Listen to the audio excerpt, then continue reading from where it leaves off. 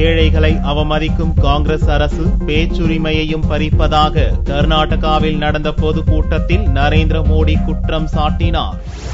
பெங்களூரில் உள்ள பேலஸ் மைதானத்தில் பாரதிய ஜனதா பிரச்சார பொதுக்கூட்டம் ஞாயிறன்று நடந்தது. 4 லட்சம் பேர் திரண்ட பிரம்மாண்ட கூட்டத்தில் பாரதிய ஜனதா பிரதமர் வேட்பாளர் நரேந்திர மோடி உரையாற்றினார். வாஜ்பாய் ஆட்சியில் 30% இருந்த ஐடி துறையின் வளர்ச்சி காங்கிரஸ் தலைமையிலான ஐக்கிய முற்போக்கு கூட்டணி ஆட்சியில் வெறும் 9% வீழ்ந்துவிட்டது என்று புள்ளி விவரங்களை அடுக்கிய மோடி, தவறானவர்களின் கரங்களில் ஆட்சி அதிகாரம் கிடைத்ததுதான் இந்நிலைக்கு காரணம் என்றும் சாடினார். ஊழல், திறமையற்ற நிர்வாகம் போன்ற காரணங்களால் கடந்த 2 ஆண்டுகளாக மத்திய அரசு முடங்கி போயிருப்பதாக குற்றம் சாட்டிய மோடி, இந்திய ரூபாயின் மதிப்பு சரிவதைப் போல மத்திய அரசும் அவசர சிகிச்சை பிரிவில் கவலைக்கிடமான நிலையில் இருப்பதாக கூறினார். வேலை வாய்ப்புக்கான தொலைநோக்கு திட்டம் எதுவும் காங்கிரசிடம் இல்லை என்றும் சாடினார். 26 ரூபாய் வருமானம் இருந்தால் அவர்கள் ஏழை அல்ல என்று மத்திய அரசு நிர்ணயித்திருப்பதன் மூலம் ஏழைகளை இழிவுபடுத்தியுள்ளதாக குறை கூறிய மோடி, 26 ரூபாயை வைத்துக் கொண்டு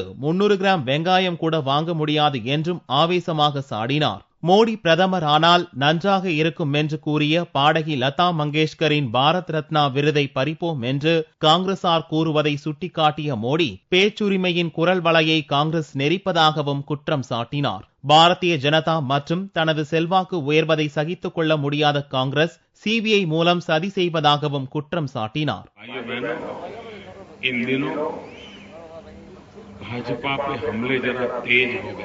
नरेंद्र मोदी पर भी हमले तेज हो गए हैं।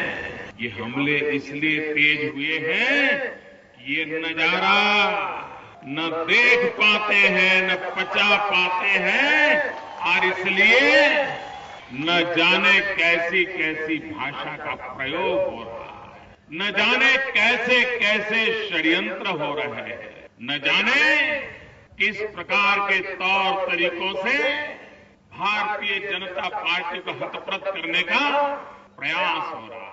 இதனிடையே டெல்லியில் காங்கிரஸ் துணைத் தலைவர் ராகுல் தேர்தல் பிரச்சார கூட்டத்தில் பேசும்போது, ஷீலா தீட்சித் தலைமையிலான 15 ஆண்டுகால ஆட்சியில் டெல்லியின் நிலைமையே முற்றிலும் மாறிவிட்டதாக புகழ்ந்தார். நாட்டின் பல்வேறு பகுதிகளில் இருந்து மக்கள் டெல்லிக்கு வருவதால் மினி இந்தியா போல டெல்லி திகழ்வதாகவும், டெல்லியில் இந்து முஸ்லிம் யாவரும் ஒன்றே சமம் என்று கூறிய ராகுல், பாரதிய ஜனதா ஆளும் மாநிலங்களில் மக்களிடையே பிரிவினை ஏற்படுத்துவதாகவும் குற்றம் சாட்டினார்.